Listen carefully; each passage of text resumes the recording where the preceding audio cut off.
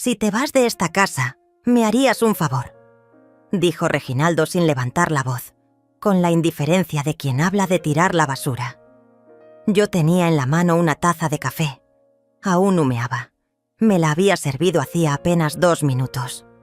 Mis dedos temblaron un poco, no por el calor, sino por el frío que me recorrió el pecho en ese instante. No dije nada, solo lo miré, y entendí que ya no quedaba nada de aquel niño que yo crié con tanto esfuerzo, el que lloraba por las noches y se aferraba a mi falda, el que me decía, «Mamá, no te mueras nunca». Ahora me miraba como si estorbara, como si fuera un mueble viejo, o peor aún, como si jamás hubiera sido parte de su vida. Dio media vuelta y se fue al cuarto, donde Ivana, su esposa, lo esperaba con esa sonrisa torcida que siempre se le dibujaba en la boca cuando yo sufría. Me quedé sola en la cocina, en Militiciena, la casa que alguna vez fue mía, apretando los dientes, intentando no dejar caer una lágrima. Y me hice una sola pregunta. ¿Cómo llegamos hasta aquí? Todo comenzó muchos años atrás. Me llamo Celia García, y mi vida no ha sido fácil. Me casé joven con Mauricio, un hombre trabajador, noble, pero que se fue demasiado pronto. Un accidente en la fábrica. Me dejó con un hijo pequeño y una casa que, en ese entonces, era todo lo que teníamos. Yo era costurera, hacía lo que podía. Cosechaba, limpiaba casas, vendía tamales en la calle. Todo por Reginaldo, mi único hijo. Él era mi mundo, mi motor, mi razón de seguir adelante cuando el mundo se caía a pedazos. Nunca me volví a casar. No por falta de oportunidades. Es que yo pensaba que ningún hombre debía ocupar el lugar de su padre y que mi energía debía ser toda para él. Y así lo hice. Lo vestí con mis propias manos, lo alimenté con mi sudor y cuando enfermaba, vendía lo poco que tenía para comprarle medicinas. Hubo momentos duros, muy duros. Recuerdo una Navidad en la que no teníamos más que un pan y un refresco compartido, entre los dos. Pero él estaba feliz, y yo más aún solo de verlo sonreír. Pensé que todo ese amor algún día regresaría. ¡Qué ingenua fui! Reginaldo creció, se hizo hombre. No brillante, pero sí astuto. Consiguió trabajos aquí y allá, y a los 30 y tantos conoció a Ivana. Desde el primer momento algo en ella me inquietó. No era solo su manera de mirarme por encima del hombro. Era la forma en que hablaba con Reginaldo, como si él fuera un niño tonto al que debía controlar, como si yo fuera una amenaza a su autoridad. A los pocos meses, ya vivían conmigo. Yo no tenía problema. Al fin y al cabo, era su casa también, ¿no? Lo había criado para compartir, para ser generoso. Le abrí la puerta, les di el cuarto principal, cocinaba para los dos, lavaba su ropa, incluso limpiaba después de sus fiestas. Pero poco a poco, algo comenzó a cambiar. Reginaldo ya no me hablaba como antes. Me respondía con monosílabos, con fastidio. Ivana, por su parte, se instaló como reina en una casa que no era suya. Reorganizaba la cocina sin pedirme permiso, criticaba mi manera de limpiar, dejaba ropa sucia por toda la casa, y cuando me quejaba, Reginaldo me pedía paciencia. Es su carácter, mamá. No te lo tomes a pecho. Yo asentía en silencio, pero por dentro empezaba a doler. Un día regresé del mercado y encontré mis cosas del baño en una caja. Toallas, cremas, incluso mis medicamentos. Ivana quiere más espacio, dijo Reginaldo, sin mirarme a los ojos. Puedes guardar tus cosas en el cuarto de servicio. Ese cuarto, al fondo del patio, era donde yo había guardado herramientas viejas, oscuro, húmedo. Pero no protesté. Me tragué la dignidad como quien traga vidrio. Claro, respondí. Al día siguiente comencé a dormir allí. Me llevó semanas acostumbrarme al olor a encierro. Los meses pasaron. Cada vez me hablaban menos, me veían menos. A veces llegaban con comida y ni siquiera me ofrecían. Yo cocinaba para mí, lavaba mi propia ropa, y cuando quería ver televisión, Ivana decía que le molestaba el volumen. Me sentía una huésped indeseada en la casa que yo había construido con mi esposo, pero seguía soportando. ¿Por qué? Porque aún me aferraba a la idea de que, en el cielo fondo, Reginaldo era mi hijo, y que un hijo no olvida. Hasta que llegó ese día. Estaba barriendo la sala cuando escuché a Ivana en la cocina, hablando por teléfono con una amiga. Sí, imagínate. Todavía vive con nosotros. La vieja no entiende que estorba. No sé cómo hacer para que se largue de una vez. Me quedé paralizada. No hice ruido. Y entonces escuché los pasos de Reginaldo entrando. ¿Aún sigue aquí?, preguntó ella. «Haz algo». Y él, con voz tranquila, como si no fuera nada, dijo lo que me destrozó. «Si se va, nos haría un favor». Yo no pude moverme. No sabía si llorar, si gritar o simplemente desaparecer. No me vieron. Terminaron de hablar y se encerraron en su cuarto. Yo subí a mi espacio, ese cuartito oscuro en el fondo del patio. Cerré la puerta y me senté en la cama. Las lágrimas llegaron silenciosas. No por lo que dijeron, sino por todo lo que significaba. Ya no había duda. Ya no era bienvenida. Y entonces decidí. Me iría. Pero no como ellos querían.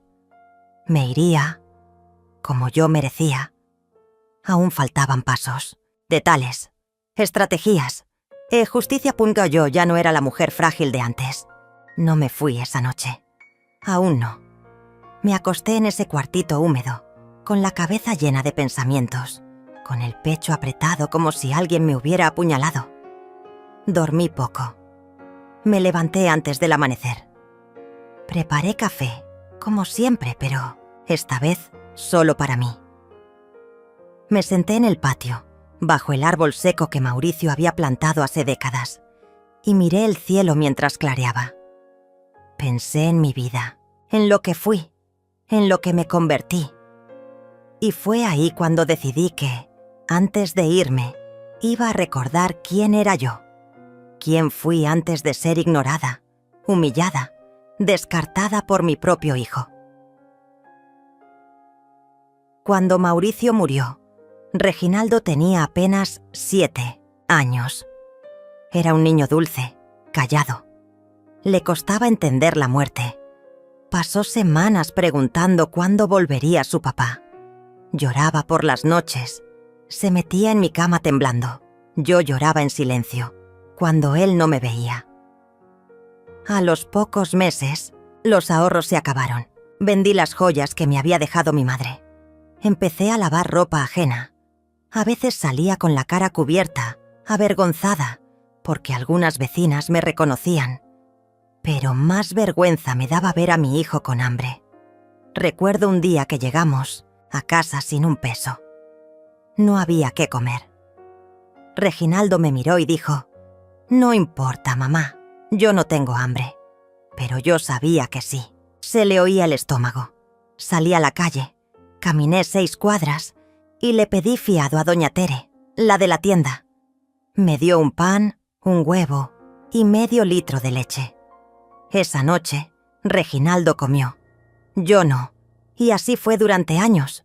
Yo vivía para él. Cuando terminó la secundaria, quiso trabajar para ayudarme. Le dije que no, que estudiara, que yo me encargaría. Conseguí limpiar oficinas por las madrugadas. Dormía 4 horas por noche. Tenía los dedos hinchados de tanto lavar y planchar. Pero logré pagarle la preparatoria.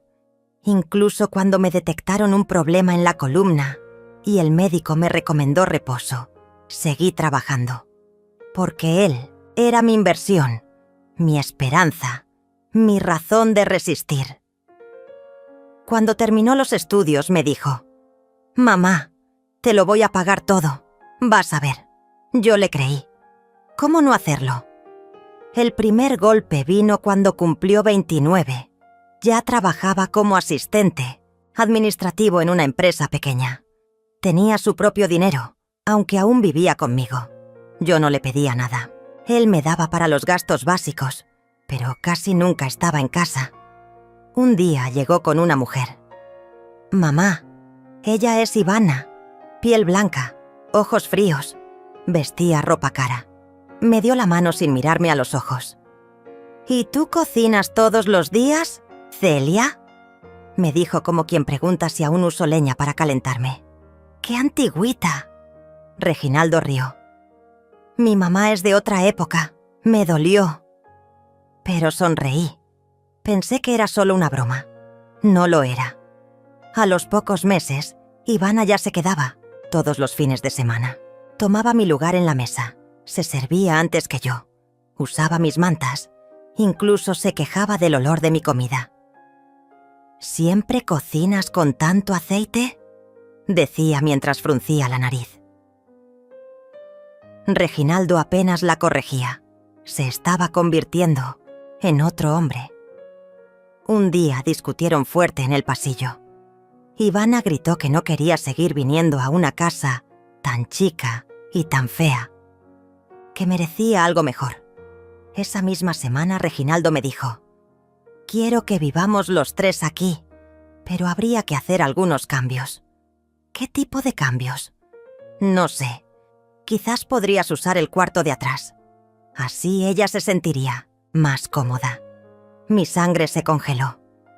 ¿Quieres que yo deje mi cuarto? Es solo un espacio, mamá. Tú siempre has dicho que lo importante es la familia, ¿no? Y como tonta... Acepté. Ivana se instaló como reina. Redecoró, mandó a pintar, trajo nuevos muebles. Lo viejo, lo mío, lo mandó al patio. Cambió los cuadros, escondió la foto de Mauricio, guardó en una caja los álbumes de cuando Reginaldo era niño. Yo me preguntaba todos los días, ¿en qué momento perdí mi lugar? Los domingos, que antes eran de familia, se convirtieron en días de encierro para mí. Ellos salían a restaurantes, a pasear. A veces regresaban de noche, riendo, con bolsas de compras. Yo me enteraba de sus planes por las redes sociales. Nunca me invitaban. Cuando había visitas, Ivana decía: «Celia, ¿puedes no salir? Es que viene gente importante y ya sabes que a veces hablas demasiado». Como si me avergonzara. Y Reginaldo solo asentía, como si fuera normal, como si no le doliera. Hubo una noche especialmente dura. Yo había preparado un guisado especial. Era el aniversario de Mauricio. Pensé que quizás solo por esa noche podíamos comer juntos. Los esperé con la mesa servida. Pero llegaron tarde, ella borracha, él con los ojos vidriosos. «¿Qué es eso?», preguntó Ivana. «¿Comida casera? Otra vez lo mismo». «Hoy es el aniversario de tu papá», dije. Reginaldo me miró con hastío. «Mamá, ya pasaron muchos años. Tienes que superar eso». Se encerraron en su cuarto.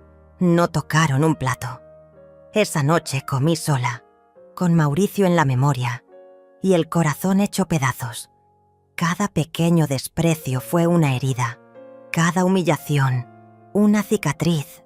Y aún así, seguía callando. Seguía esperando que algún día mi hijo despertara, pero no lo hizo. Se fue alejando más y más. Ya no me pedía consejos, no me contaba sus cosas. Apenas me saludaba. Parecía un inquilino indiferente. Ivana, en cambio, me provocaba a propósito. A veces dejaba la estufa encendida y cuando yo la apagaba, decía que era una paranoica o me culpaba por cosas que no había hecho. Como aquella vez que perdió un pendiente y me acusó de haberlo escondido. ¿Te molesta que tenga algo bonito, Celia? No tengo idea de qué estás hablando. Claro, claro. Seguro fue el perro. Ah, cierto, no tienes perro. Ni vida. Reginaldo no dijo una palabra. Esa noche lloré en silencio, con la boca tapada para no hacer ruido. Fue entonces cuando me di cuenta. Ellos no iban a cambiar, y yo no podía seguir esperando. Así que comencé a pensar. No en irme con las manos vacías, sino en irme con la cabeza en alto, y para eso necesitaba ayuda. No se llega al abandono de un día para otro. Es un goteo lento, una palabra aquí, un desprecio allá, un gesto, una risa a tus espaldas, y cuando te das cuenta, ya no estás. Ya te borraron, ya no importas. Así fue conmigo. Después de aquella noche en la que no tocaron la comida que hice para el aniversario de Mauricio, algo se rompió en mí. No fue rabia. Fue algo peor. Indiferencia hacia ellos. Me levantaba, hacía lo básico. No me esforzaba en agradar. No decoraba. No cocinaba para 3. Me volví invisible. Y fue en ese silencio que ellos se sintieron con más poder. Una tarde, Ivana regresó furiosa. Tiró la bolsa al piso y dijo: «Estoy harta de vivir así. Esta casa es un chiquero. No me puedo concentrar. No puedo respirar aquí». «¿Qué pasó ahora?», preguntó Reginaldo cansado. «Tu madre. Sus cosas están por todos lados. Y ese cuarto del fondo huele a humedad. ¿Por qué seguimos permitiendo esto?». Yo los escuchaba desde la cocina. «¿Qué quieres que haga?», murmuró él. «Quiero que la mandes a un lugar, a una casa para viejos, a lo que sea. Yo no voy a seguir compartiendo techo con esa señora. Esa señora». Ni siquiera mi nombre. Después de todo lo que hice, esperé una respuesta, un gesto, un «no te pases», al menos. Pero no hubo nada. Solo silencio. Al día siguiente, Reginaldo se acercó mientras yo tendía la ropa. «Mamá, he estado pensando...». «Ajá. Tal vez podrías pasar unos días con tía Elena, en Veracruz. Un cambio de aire. Tú casi no sales de aquí». Levanté la mirada, lenta.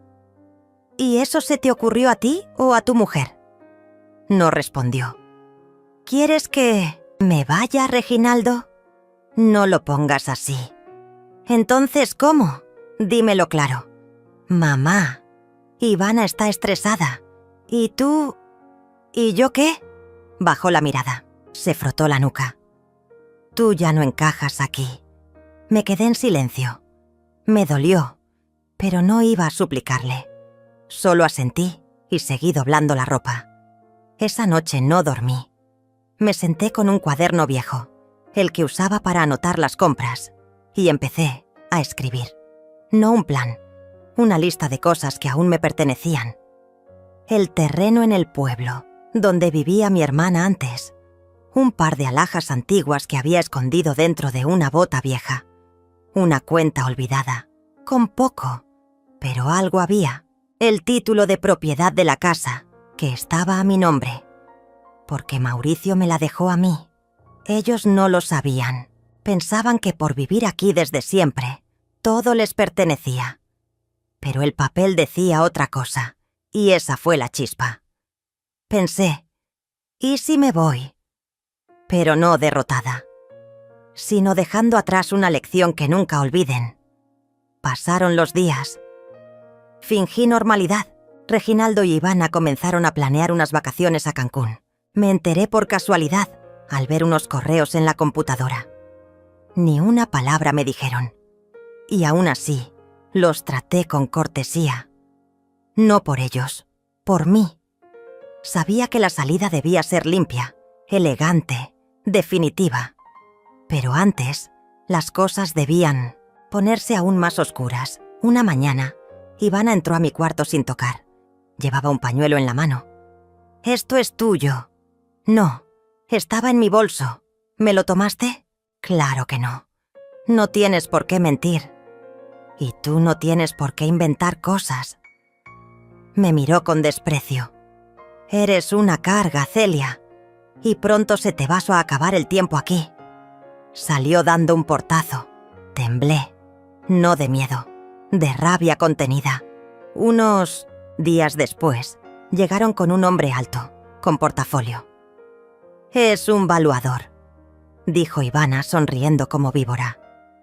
«Queremos saber en cuánto está tasada la casa, por si en algún momento, tú sabes, hay que hacer cambios». «¿Cambios?» «Claro, remodelar, vender, lo que sea». Yo los miré. Esperé que él dijera algo.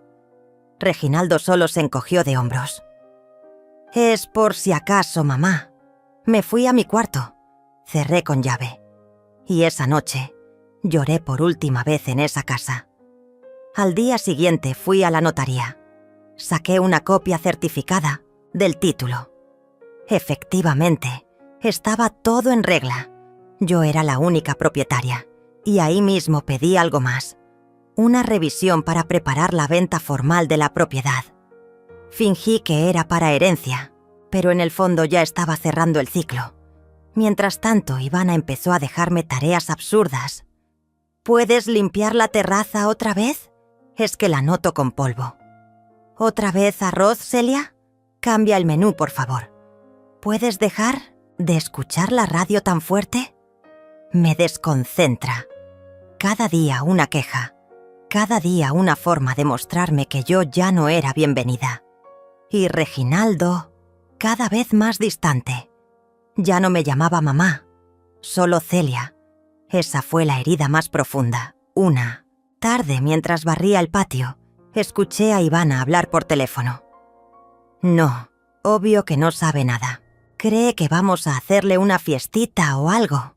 Ni se imagina. Cuando regresemos del viaje, ya va a estar todo listo. Pausa. Sí, el valuador dijo que podríamos pedir bastante. Y si firmamos rápido, imagínate, vendemos, compramos algo a nuestro nombre y la dejamos fuera. Total, ella no tiene nada a su nombre. ¿Oh, sí? Reí. Bajito, amargo. No sabían nada. Esa noche escribí una carta, larga, dolorosa, fría. La guardé en el cajón. Aún no era tiempo. Esperé. Paciente. El día de su viaje los ayudé a empacar. Les deseé buen viaje. Les sonreí. Ivana me abrazó con condescendencia. «Cuídate, ¿sí? Trata de no hacer líos». Reginaldo me besó en la frente, como si yo fuera una muñeca olvidada. Cuando el taxi arrancó, los vi por la ventana y supe que era el momento. Fui al banco. Saqué lo poco que quedaba en la cuenta conjunta que él nunca revisó. Fui a la casa de empeño y vendí lo que quedaba de valor. Una medalla, un reloj, unas figuritas antiguas. Llamé al notario. Confirmé la venta. En menos de una semana, la casa ya estaba comprometida. Faltaba una firma, la mía. Y la di la última noche que dormí allí. Sentí paz. No tristeza, no miedo. Paz. Porque sabía que al fin estaba eligiéndome a mí misma. A veces uno necesita mirar el abismo para recordar que puede volar. Después de firmar los papeles de la venta, me quedaban aún unos días antes de entregar oficialmente la propiedad. El dinero llegaría a una cuenta nueva, que habría mi nombre, asegurada, limpia, solo mía. Tenía todo planeado, incluso el día exacto en que ellos volverían de Cancún. Sabía que no sospechaban nada. Sabía que, para cuando llegaran, yo ya estaría muy lejos. Pero no sabía aún a dónde ir. No tenía un lugar como tal, ni planes. Solo esa idea viva. No volver nunca a mendigar afecto. Y fue justo en ese momento, mientras empaquetaba mis últimas cosas, que alguien llamó a la puerta. Era un hombre alto, de sombrero, con el rostro ajado por el sol. Lo reconocí en cuanto lo vi. «¿Celia García?» Asentí. «Soy Darío, amigo de tu hermana Elena». Mi corazón dio un salto. Elena había muerto hacía 5 años. Había vivido en el terreno que teníamos en el pueblo de Santa Lucía, a unas horas de allí. «Lo siento», dije de inmediato. «No vengo por eso. Vengo porque encontré unas cosas tuyas, unas cartas, unos papeles. Tu hermana me pidió que los guardara. Pensé que ya no importaban, pero no sé por qué soñé contigo anoche. Y algo me dijo que tenía que venir. Me extendió un sobre amarillento. Lo tomé. Dentro había fotos antiguas, una carta escrita por Elena con tinta azul y un croquis del terreno. También había una nota que decía: si alguna vez Celia necesita volver a empezar, recuérdale que ella tiene raíces aquí. Invité a Darío a pasar. Hicimos café. Me contó que había sido vecino y confidente de Elena por muchos años, que ahora vivía solo, que ayudaba en una cooperativa de mujeres rurales y que cada tanto recordaba con cariño las historias de mi hermana. ¿Y el terreno?, pregunté. Sigue ahí, abandonado pero firme. Las paredes están mal, pero el alma se mantiene. ¿Crees que podría ir? Deberías. Esa noche no dormí. Leí la carta de Elena al menos 5 veces. Me hablaba como si supiera por todo lo que había pasado, como si hubiese adivinado que algún día yo también sería empujada al borde. Y ahí, en una línea, leí algo que me destrozó. Siempre fuiste la fuerte, Celia.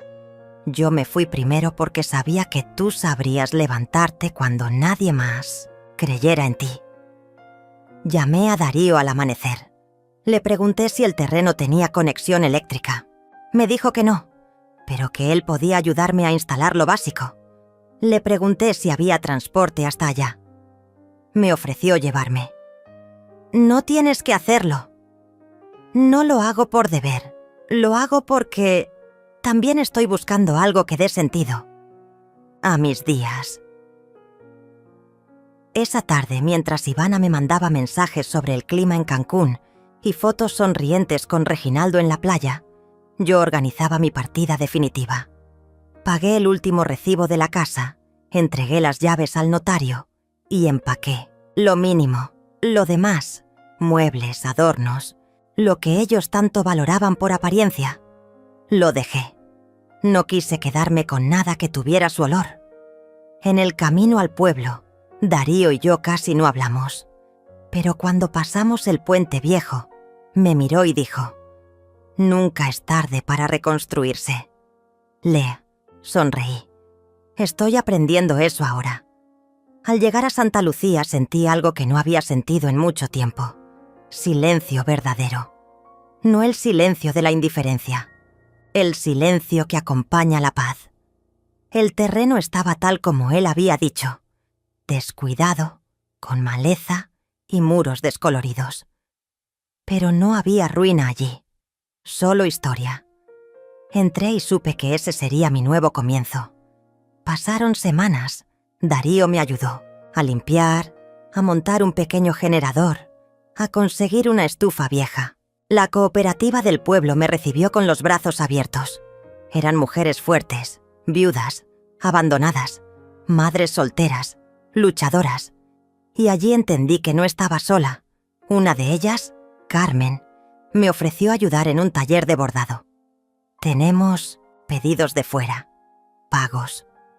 No es mucho, pero entre todas vivimos.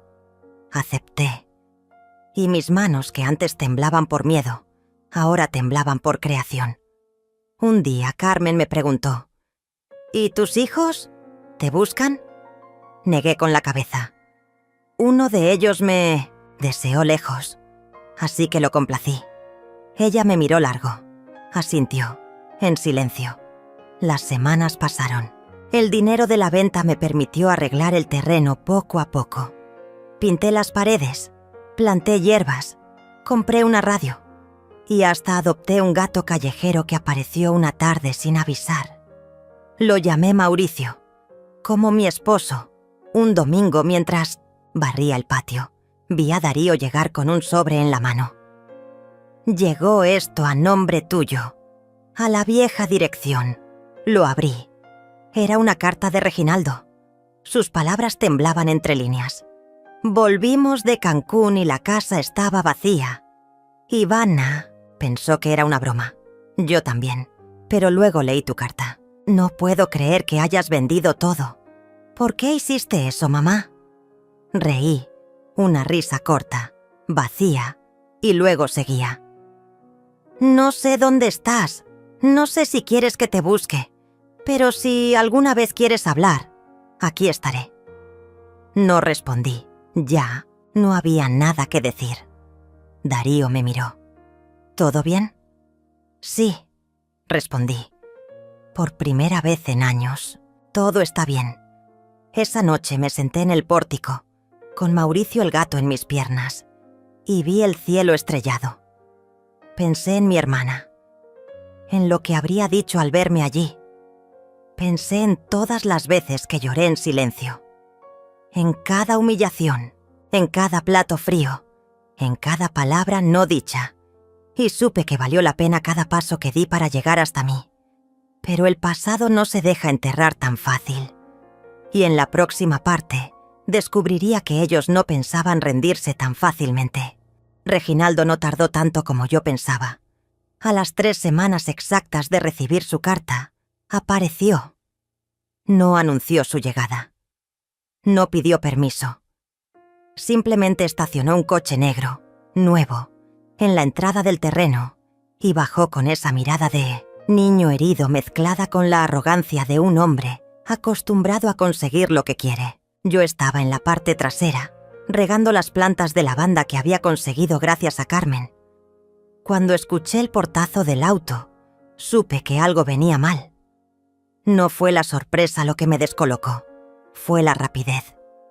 Y su expresión, no, venía solo a ti a hablar.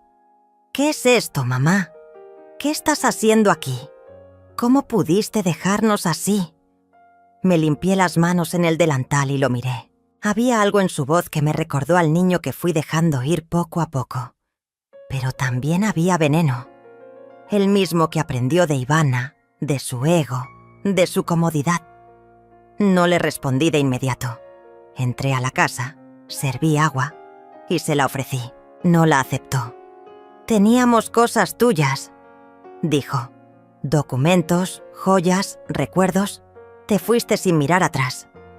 Papá. Mauricio está muerto. Lo interrumpí. Lo sabes. Y si vienes a hablar de objetos te equivocaste de dirección.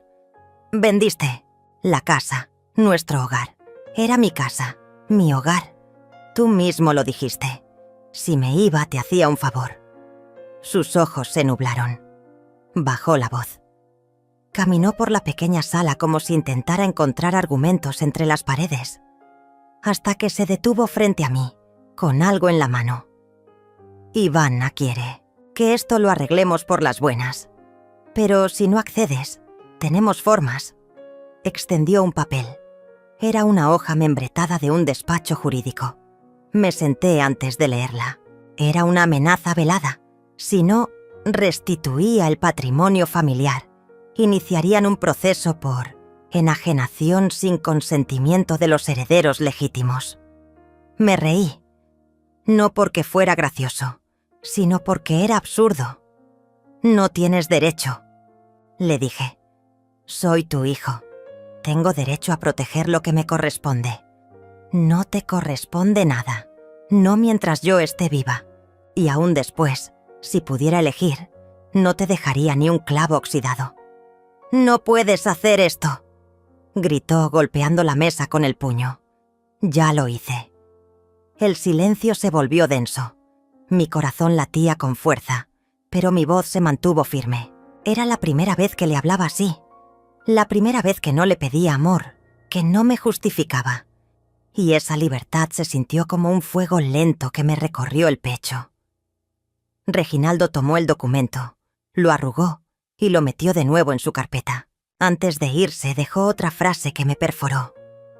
No sabes con quién te estás metiendo. Ivana no va a dejar esto así, te lo juro. Y se fue. Esa noche no dormí. No por miedo, sino por la indignación que me hervía bajo la piel. Después de todo lo que hice por él, ¿ahora venía a reclamar lo que nunca le perteneció? Había trabajado toda mi vida, renunciado a sueños, a amistades, a mí misma, Les di comida, educación, techo, comodidad. Les regalé mis años buenos. ¿Y así pagaban? Al día siguiente fui al pequeño centro del pueblo y busqué a Darío. Le conté todo. Me escuchó en silencio, con la mandíbula apretada. «Podemos hablar con un abogado del municipio», me dijo. «Sé que no tienes nada ilegal detrás, pero vale la pena estar protegida». Acepté. El abogado era joven, atento. Leyó los documentos de la venta, mis papeles, y me aseguró que estaba todo en regla. Lo único que podían intentar era difamarme o presionarme emocionalmente. «Lo intentarán», dijo. «Pero usted no está sola. Me ofreció representarme en caso de necesidad, sin costo». Su madre había pasado por algo similar. Salí del despacho más tranquila, pero con una punzada en el estómago. Sabía que Ivana era más peligrosa en silencio que en confrontación directa. Y no me equivoqué. 2 días después, apareció en mi nacimiento, Santa Lucía. No fue a mi casa, fue al mercado. Habló con algunas mujeres de la cooperativa. Dijo que yo estaba enferma, que tenía lagunas mentales, que probablemente no estaba bien.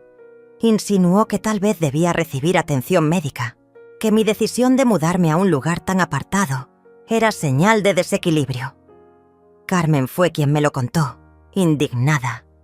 «¿Y sabes qué más?», dijo que te harían una revisión judicial, que quieren que te declaren incapaz. No podía creerlo. Ahora querían declararme mentalmente incompetente. Todo para recuperar lo que ya no era suyo. Y ahí, en ese punto, entendí que esto no era solo una lucha por dinero o propiedades. Era una batalla por control. Ellos no soportaban que yo hubiera recuperado mi voluntad. No soportaban que yo hubiese elegido vivir sin ellos. Porque eso les decía, con hechos, que ya no los necesitaba. Volví al abogado. Preparamos una respuesta, legal. Solicité una evaluación médica voluntaria con un especialista de confianza. Me sometí a exámenes, entrevistas, pruebas. El resultado fue claro. Estaba en plena facultad. Mental, emocional, física. Y aún así, ellos no pararon. Mandaron cartas. Llamaron a mis conocidos. Trataron de forzar una visita de un trabajador social. Pero todo se derrumbaba ante la evidencia. Yo estaba bien, sola, pero firme. Una noche Darío me encontró llorando junto a la estufa. No era debilidad, era agotamiento. ¿Vale la pena tanto esfuerzo?, pregunté. Me miró con ternura. ¿Acaso no vales tú ese esfuerzo? Esa frase me atravesó. Sí, valía la pena. Yo valía la pena. Pasaron semanas, los ataques cesaron. Quizá entendieron que no podían más. Quizá solo estaban esperando el momento adecuado para algo peor. Y llegó. Un mensajero dejó una notificación. Reginaldo e Ivana solicitaban una mediación judicial. Alegaban abandono emocional, enajenación de bienes familiares y desequilibrio patrimonial. Tenía fecha. Tenía que asistir. No me quebré. Fui. Con el abogado, con pruebas, con la frente en alto. Y allí, frente a un mediador, Ivana soltó su veneno. Ella no está bien. Vive sola, en un lugar alejado. Se aísla. No tiene contacto con sus hijos. ¿Eso es normal? Reginaldo no dijo nada. Solo bajaba la cabeza. Yo esperé mi turno. Y cuando me lo dieron, hablé. Durante años viví en una casa donde era invisible, donde mis comidas eran criticadas, mis opiniones ignoradas, mis decisiones saboteadas. No se trataba solo de falta de amor, era desprecio. Me fui porque era eso, o morir lentamente. El mediador escuchaba en silencio, tomó notas, y al final dijo algo que no esperé. Señores, No veo fundamentos legales para avanzar con ninguna demanda. La señora Celia está en su derecho. Cualquier otro intento de coacción puede ser considerado acoso. Ivana se puso roja. Reginaldo no levantó la mirada. Yo salí de ahí con el alma liviana. Y al llegar a casa, abracé a Mauricio el gato como si fuera un trofeo viviente. Había ganado. No solo la mediación. Había ganado mi dignidad de vuelta. Pero lo que no sabía era que la venganza de Ivana aún no había terminado. Lo siguiente que hizo no solo fue cruel, fue monstruoso. No me tomó ni 2 días recuperar un poco de paz después de la audiencia. Aunque sabía que Ivana no era del tipo que acepta una derrota sin responder, quise creer que la contundencia del fallo la había hecho retroceder. Me engañé. Me permití respirar, volver a mis rutinas, al aroma del café por la mañana y al canto de los gallos en la colina. Carmen volvió a visitarme y Darío me ayudaba cada tanto a cuidar el gallinero. El pueblo ya no hablaba tanto de mí y eso era una bendición. Pero la tranquilidad fue un espejismo. Una mañana, el cartero me entregó un sobre grande, sin remitente. Al abrirlo no encontré palabras, solo fotografías, imágenes impresas, a color. Las primeras eran de mí, en el mercado, en la plaza, saliendo del consultorio médico donde me habían hecho las evaluaciones mentales. Luego, fotos de mi casa. De noche, desde lejos, desde ángulos que me hicieron temblar. Alguien me estaba espiando, observando cada movimiento, documentando mi vida. No había amenaza escrita, pero el mensaje era claro. Te estamos vigilando. Sentí que el aire se me iba. Cerré puertas y ventanas. Revisé cada rincón de la casa. Busqué cámaras, micrófonos, algo. No encontré nada, pero el miedo se instaló como un veneno lento. No dormí esa noche. Me sentaba en la mecedora con una linterna y el teléfono al alcance. No quería llamar a nadie. No quería sonar paranoica. Pero al amanecer llamé a Darío. Llegó en minutos. Le mostré las fotos. No dijo mucho, pero su rostro se endureció. «Esto no es solo intimidación», murmuró. «Es un mensaje de poder, de dominio. Y lo peor es que saben que aquí la policía no va a mover un dedo por unas fotos». Decidimos instalar cámaras nosotros, comprar luces de sensor, reforzar las cerraduras. Darío incluso habló con un vecino exmilitar para que patrullara la zona en las noches. Me sentía como una prisionera en mi propio refugio. Pero había algo más. Una sensación persistente de que el verdadero golpe aún no había llegado. Y no me equivoqué. Un día en el mercado me crucé con una mujer desconocida. Vestía ropa cara, pero sobria. Tenía esa mirada de quien se cree superior a todos. Se me acercó como si ya me conociera. «Señora García, qué gusto. Soy la licenciada Barrera. Represento a una fundación familiar que trabaja con adultos mayores. Me hablaron de usted». La miré con desconfianza. «¿Quién le habló de mí?» «Una mujer preocupada. Dice que usted está sola, que su juicio puede estar deteriorándose, que tal vez necesita asistencia legal y médica. Me pidió que viniera a verificar personalmente». Sentí que la sangre se me congelaba.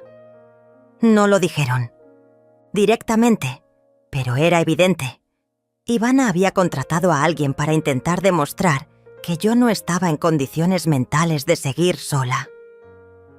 La mujer siguió hablando, intentando sonsacarme información, preguntando sobre mi rutina, mis ingresos, mis vecinos, mis actividades. Le pedí que se fuera.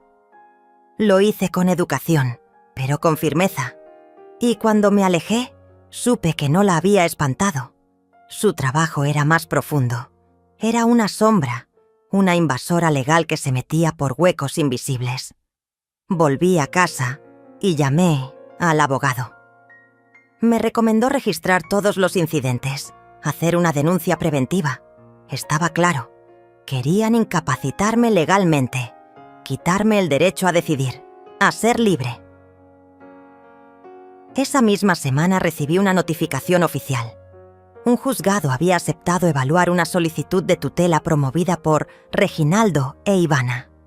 Alegaban que yo padecía de delirios de persecución, aislamiento extremo, comportamiento errático y decisiones financieras perjudiciales. Usaron las fotos, las conversaciones manipuladas, incluso declaraciones falsas de testigos anónimos. Lloré. No por miedo, por rabia, por impotencia, porque conocía a mi hijo y sabía que para él yo ya no era una madre, sino un obstáculo. Fue Carmen quien me impulsó a pelear. No puedes rendirte, ya les ganaste una vez. No los dejes arrebatarte esto. Si no por ti, hazlo por las mujeres que te ven como ejemplo. Entonces decidí contraatacar. Reuní pruebas, testimonios reales, informes médicos, videos. Preparé un expediente con el abogado. Y lo más importante, grabé una declaración. Frente a una cámara, conté toda la historia. Desde mis sacrificios como madre hasta las humillaciones que viví. Lo que me empujó a irme. Lo que me hizo resistir y lo que estaban intentando ahora. Fue catártico. Y también fue una advertencia. Si intentaban difamarme públicamente, yo ya tendría mi versión lista. La audiencia se programó en la capital del estado. Era un proceso largo, técnico, pero esa primera vista era clave. Allí se evaluaría si había indicios para avanzar con la tutela. El día llegó. Me vestí con la dignidad de quien ha sido herida, pero no destruida. Entré al juzgado con el corazón palpitando, pero con la cabeza en alto. Reginaldo estaba allí. Ivana también. A su lado, una psicóloga contratada y la licenciada Barrera. Todo un equipo para pintar mi vida como una película de locura. Cuando me pidieron hablar, no titubeé.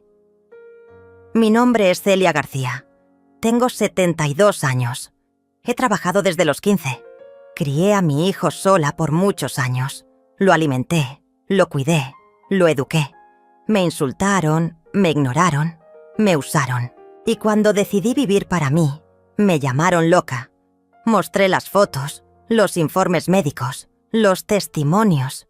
Y luego mostré algo más, un video. Era una grabación de Reginaldo, en nuestra antigua casa, riéndose con Ivana y diciendo: «Ya verás, si mi madre se va, la dejamos sola allá, y después le tumbamos todo. Está vieja, no se va a defender». Fue como una bomba. El juez pidió detener la audiencia. Llamó a los abogados. Hubo murmullos, desorden, y al final, dictó una resolución provisional. Rechazo de la solicitud de tutela por falta de fundamentos y posible intento de manipulación legal con fines patrimoniales. Ivana se levantó furiosa. Reginaldo no me miró. Yo lloré. Esta vez sí, pero no de dolor. Lloré porque por fin me habían creído, porque por primera vez la verdad me había protegido. Salí del juzgado sin saber qué pasaría después, pero sentí algo nuevo, una certeza, una semilla creciendo dentro de mí. Yo no había llegado hasta ahí solo para sobrevivir. Había llegado para reconstruirme, y la forma en que lo haría sorprendería incluso a ellos. Después de aquel juicio, algo dentro de mí cambió para siempre. No fue solo la sensación de haber ganado. Fue como si una cadena invisible que había cargado por décadas finalmente se hubiera roto. No tenía miedo, no tenía vergüenza y por primera vez en mucho tiempo no sentía culpa por pensar en mí misma. Sentí libertad, una libertad que me daba vértigo, porque nunca antes me había pertenecido de verdad. Volví a casa con otra actitud. Dejé de agachar la cabeza. Caminaba recta, sin mirar por encima del hombro. Los vecinos ya no me veían como la pobre señora Celia, sino como la que enfrentó a su propio hijo y ganó. Algunas mujeres del pueblo venían a pedirme consejos, otras solo me abrazaban sin decir nada. Había algo en mis ojos, me decían, algo que antes no estaba. Valentía, quizá, o cansancio de fingir que todo estaba bien, pero sabía que esa paz era una pausa, no un final, porque Ivana no era del tipo que se retira. Reginaldo... menos. Ellos no sabían perder, y menos frente a mí. Esperé el siguiente movimiento con el estómago apretado. Y no tardó. Una mañana recibí una llamada del banco. Me informaron que una transferencia sospechosa había sido bloqueada. Alguien había intentado mover una gran cantidad de dinero desde una de mis cuentas antiguas, la que había quedado inactiva desde que vendí todo y me mudé. Me pidieron que fuera en persona a aclarar. Y cuando llegué, me di cuenta de lo que tramaban. Alguien había falsificado mi firma, con un poder notarial falso. Usaron documentos viejos, combinaron papeles reales con falsificaciones, y casi lo logran. Pero el banco sospechó por un detalle mínimo. El acento de quien llamó para autorizar la transacción no coincidía con el mío. Sí, así de torpe fue. Pero era una señal. Reginaldo estaba desesperado y dispuesto a todo. Volví a casa con una decisión tomada. No iba a esperar más ataques. No iba a vivir a la defensiva. Iba a terminar con esto. De raíz. Y para eso, necesitaba hacer algo que había evitado por años. Contar mi verdad. No a un juez. No a un abogado. A todo el mundo. Le pedí ayuda a Carmen. Me ayudó a crear una cuenta en redes sociales. Le pedí a Darío que me prestara su celular con buena cámara. Me senté frente a una ventana, con la luz justa, y hablé. Durante más de una hora, conté mi historia, con nombres, fechas, detalles, mostré documentos, fotos, pruebas. Pero más que eso, hablé con el alma.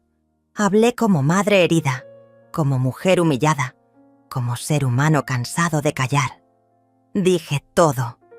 Cómo me usaron, cómo me despojaron, cómo intentaron hacerme pasar por loca, cómo buscaron incapacitarme solo para quedarse con mis bienes. Conté cómo me fui con las manos vacías, cómo reconstruí mi vida con mis propias fuerzas y cómo aún así no me dejaban en paz. Dije nombres, mostré rostros, no por venganza, sino por justicia. Subimos el video sin expectativas, pero en Botín y Ocienos, menos de un día, se volvió viral. Miles de mujeres comentaron, compartieron, lloraron conmigo. Me agradecieron por decir lo que muchas no se atreven. Historias similares comenzaron a brotar como semillas liberadas al viento. No estaba sola, nunca lo había estado. Y entonces pasó lo inevitable. Un periodista me llamó, luego otro, un canal de televisión local vino a entrevistarme. Después, uno nacional. Mi historia estaba en todas partes, y lo mejor, no podían silenciarla, porque ya no era solo mía. Reginaldo intentó negar todo. Dijo que era un montaje de una madre enferma. Pero la gente no le creyó, porque cuando una madre habla con el alma, se nota, y entonces, como bestia herida, hizo lo impensable. Se presentó en mi casa, una noche sin aviso. Escuché los golpes en la puerta, fuerte, violento, como si quisiera derrumbarla. Miré por la ventana. Era él, solo. Gritaba mi nombre. Decía que quería hablar. No abrí. Me temblaban las manos, pero no por miedo. Era furia. Era decepción. Era el eco de todas las veces que lo esperé en vano cuando era niño. De todas las veces que lo defendí cuando nadie más lo haría. Tomé el teléfono y llamé a la policía. Cuando llegaron, él ya se había ido. Pero al día siguiente, recibí una carta. No tenía remitente, pero reconocí su letra. Era torpe irregular, como si la hubiera escrito en estado de rabia. Si tú no quieres parar, entonces te vas a arrepentir. Me vas a obligar a hacer algo que no quiero. Aún puedes detener esto. Borra todo. Calla. Esta es la última advertencia. Me quedé mirando esa hoja por horas. No tenía miedo. Tenía claro lo que debía hacer. Fui directamente a la fiscalía. Denuncié el intento de falsificación, las amenazas, el acoso. Y entregué la carta como prueba. Ese mismo día se abrió una carpeta de investigación formal contra Reginaldo García e Ivana por presunto fraude, falsificación de documentos, intento de apropiación indebida y amenazas agravadas. Y fue entonces cuando por fin dejaron de esconderse, porque la máscara cayó. Y cuando las máscaras caen, empieza el verdadero final. Después de entregar la carta a la fiscalía, sentí que algo dentro de mí se había sellado. Ya no había vuelta atrás. Las palabras estaban dichas, las pruebas entregadas, la historia expuesta. Lo que viniera, vendría. Pero por primera vez, no era yo quien tenía que esconderse. Ellos sí, Reginaldo e Ivana. Los que se alimentaban del silencio ajeno, ahora estaban bajo la lupa, y no soportaban esa luz. Las redes no paraban. Cada vez más mujeres compartían sus propias versiones de abandono, desprecio, manipulación de hijos que un día fueron dulces, y luego, sin saber cómo, se convirtieron en verdugos de sus propias madres. No era solo mi historia, era la de miles, millones. Yo había puesto la voz, pero el eco era colectivo. La fiscalía avanzó con una velocidad que ni yo esperaba. El video viral había ayudado, pero lo que realmente aceleró todo fue algo que no vi venir. Una exempleada de Reginaldo se presentó voluntariamente a declarar. Se llamaba Marisela y había sido su asistente administrativa por 2 años. Guardaba copias de correos, contratos y, lo más importante, grabaciones de audio donde se escuchaba a Ivana hablando de cómo mover los papeles sin que la vieja se dé cuenta. Su voz, su desprecio, su plan. Cuando escuché esas grabaciones, por primera vez, sentí náuseas. Era como si una venda se cayera de golpe. Siempre sospeché que Ivana era la mente fría y calculadora, pero oírla, su tono burlón, su manera de referirse a mí como si fuera una carga, un obstáculo, me partió en 1000 pedazos. ¿Esa mujer había dormido bajo mi techo? ¿Comido de mi comida? ¿Usado mis mantas? ¿Celebrado mis cumpleaños solo para reírse? Después de mí. El caso creció como un incendio. La prensa lo llamó la traición del hijo del pueblo. Porque Reginaldo había dado entrevistas antes. Se presentaba como empresario exitoso, amante de la familia, benefactor local. Pero ahora todo se desmoronaba. La imagen construida con tanto esmero comenzaba a mostrar grietas que ni él ni su equipo podían tapar. Un día antes de que se dictara la medida cautelar para congelar sus bienes, desaparecieron Reginaldo e Ivana, sin aviso, sin despedida, sin dejar rastro. Solo se supo que habían vaciado una cuenta secundaria, alquilado un coche con documentos prestados y se habían ido. Rumores decían que cruzaron hacia Guatemala. Otros, que Ivana tenía familia en Texas. No lo sabíamos con certeza, pero algo me decía que no estaban tan lejos como creíamos. No celebré, no bailé, no sentí victoria, sentí vacío. Porque una madre no gana cuando su hijo cae, solo sobrevive al golpe. Me refugié en la rutina. Seguí asistiendo a mis sesiones con Carmen, la psicóloga. Ella me ayudó a entender que muchas veces el amor no se rompe de golpe, sino por pequeños cortes diarios, como papel rasgando piel, que no era mi culpa, que ser madre no significa ser mártir, que decir ya basta también es una forma de amar a una misma. Una tarde, mientras regaba las plantas del patio, una camioneta se estacionó frente a mi casa. Bajaron 2 hombres. No vestían como policías, pero algo en su postura me puso en alerta. Tocaron la puerta. «¿Doña Celia García?», preguntó uno de ellos con tono formal pero tenso. Asentí. «Somos del Ministerio Público.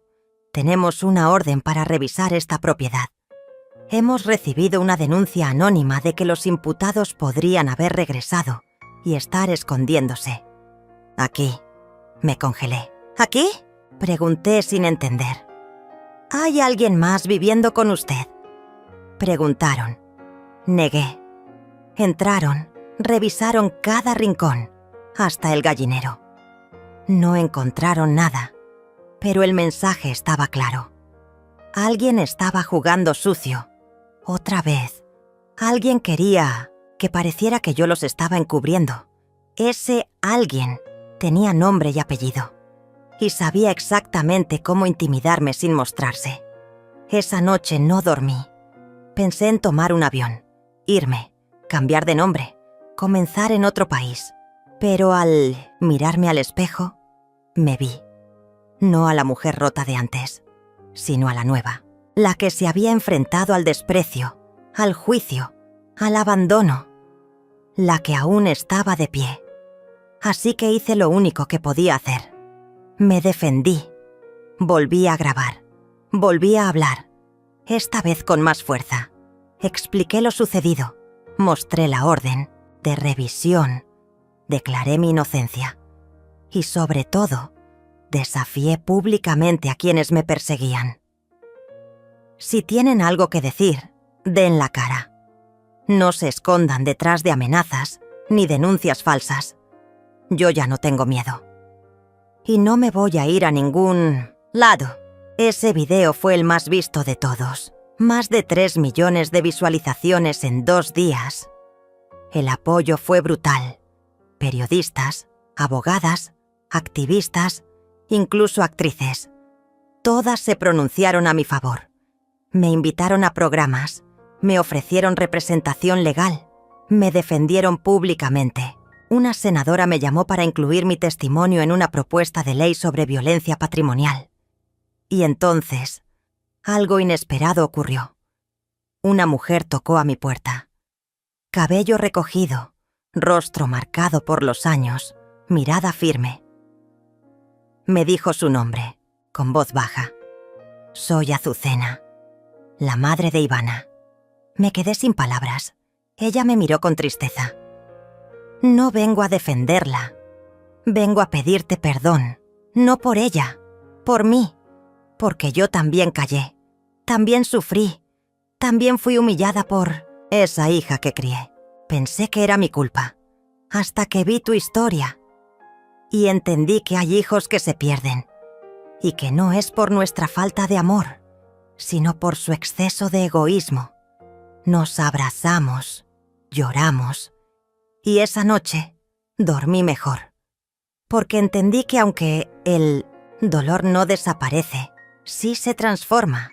Y que la verdad, aunque duele, también libera. Pero aún faltaba lo peor. Una llamada de madrugada. Una voz masculina. «Doña Celia, los encontramos». Mi corazón se detuvo. «¿Dónde?» «En un hostal cerca de la frontera». Reginaldo intentó escapar por el techo. Ivana se encerró en el baño. «Los tenemos bajo custodia, pero necesitamos que venga a identificar documentos clave que hallamos con ellos.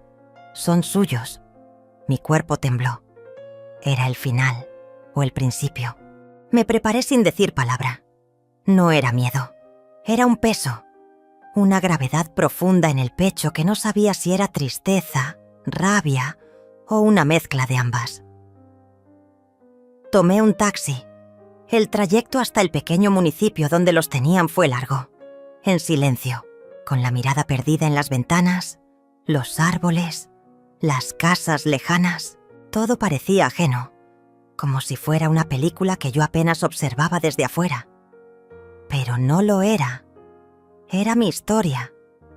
y yo había llegado al final de la línea. Al llegar, un agente me acompañó hasta una sala de espera. No podía verlos aún, pero ya sabía que estaban allí, a metros, respirando el mismo aire que yo. Después de meses de ocultarse, de manipular, de huir, finalmente estaban atrapados. El fiscal me explicó que habían encontrado documentos originales de mis propiedades, actas adulteradas, cuentas con transferencias ilegales y hasta una agenda con notas personales de Ivana, donde hablaba de mí, como la bruja vieja que aún no muere. Su odio estaba ahí, escrito como prueba. «Necesitamos que confirme si estos papeles son suyos», dijo, extendiéndome una carpeta.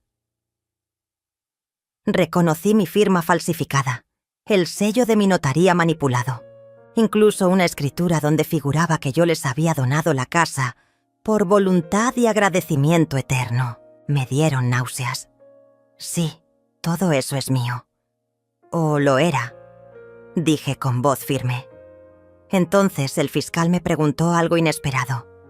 «Doña Celia, ¿quiere verlos?» Mi cuerpo se tensó. ¿Qué ganaría con eso? Tal vez nada, o tal vez... Cierre, lo dejamos a su criterio. Respiré hondo y acepté. Me guiaron por un pasillo estrecho. Al fondo, una puerta con una pequeña ventana. Me asomé. Y allí estaban, Reginaldo, mi hijo, sentado, cabizbajo, con la ropa arrugada, el rostro cansado, la barba desordenada. No era el mismo. O tal vez sí, pero ahora sin la máscara. Ivana, en cambio, sostenía la mirada. Aún tras el vidrio, su arrogancia se sentía. No mostraba remordimiento, solo desprecio, como si todo esto le diera asco. Como si yo, incluso en ese lugar, le debiera algo. No entré. Solo los miré. Ellos me vieron. Reginaldo se puso de pie, tambaleante. Se acercó al vidrio. Sus labios se movieron. Dijo algo. No lo escuché, pero lo leí perfectamente. «Perdón, mamá». Y en ese instante entendí que el perdón no es una moneda que se entrega como limosna. Es una elección. Y yo, después de todo lo vivido, no estaba obligada a aceptarlo. Me di la vuelta. Me fui. No por rencor, sino por dignidad. Dejé que la justicia hiciera lo suyo. Ivana fue procesada por fraude, falsificación de documentos y enriquecimiento ilícito.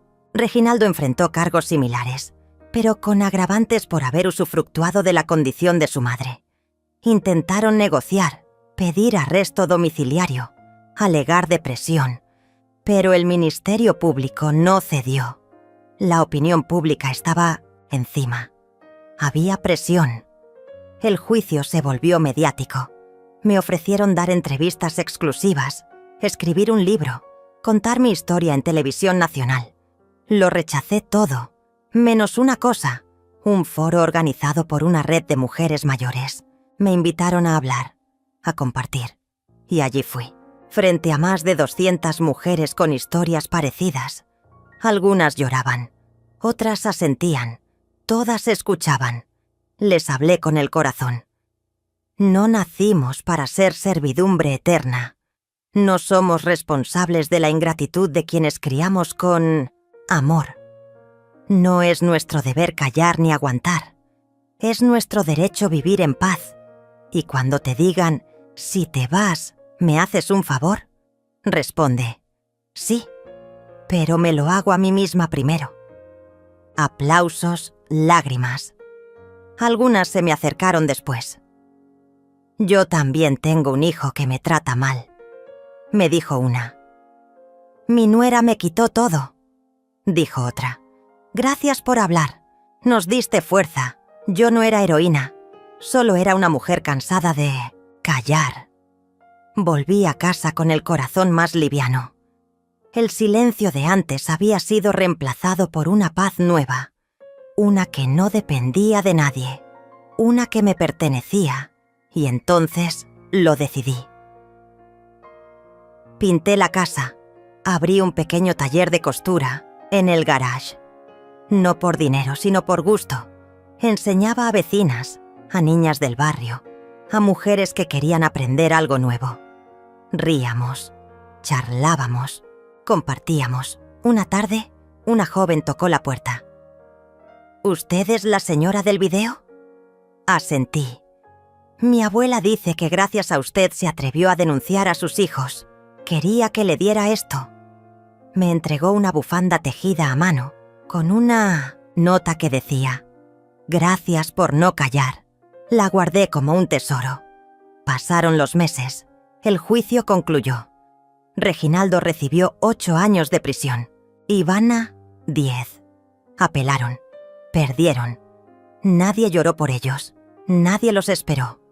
Yo no volví a visitarlos. Tampoco respondí sus cartas. Porque a veces, amar también es soltar. Hoy camino por la plaza sin esconderme. La gente me saluda. Algunos me llaman la valiente. Otros solo sonríen. Y yo cada noche me miro al espejo y repito: sí, me fui. Y fue el mejor favor que me hice en la vida. A veces, la vida nos pone frente a un espejo que no pedimos. Uno donde no vemos arrugas ni cicatrices, sino decisiones. El tiempo no siempre cura. A veces revela. Y cuando la verdad se muestra cruda, sin adornos, sin excusas, solo queda elegir: seguir siendo quien fuimos, o atrevernos a ser quienes aún podemos ser. No se trata de venganza, ni de orgullo, mucho menos de ego. Se trata de respeto, de mirar hacia atrás sin bajar la cabeza, de mirar hacia adelante sin temor. Hay batallas que no elegimos, pero sí decidimos cómo terminarlas, porque no se nace fuerte. Una se vuelve fuerte el día en que deja de pedir permiso para vivir en paz. Y a partir de ese instante, la vida ya no es lo que otros nos hicieron, sino lo que decidimos construir con lo que quedó. No hay edad para empezar de nuevo, solo coraje. Y a veces, el mayor acto de amor es elegirnos a nosotras mismas. Fin.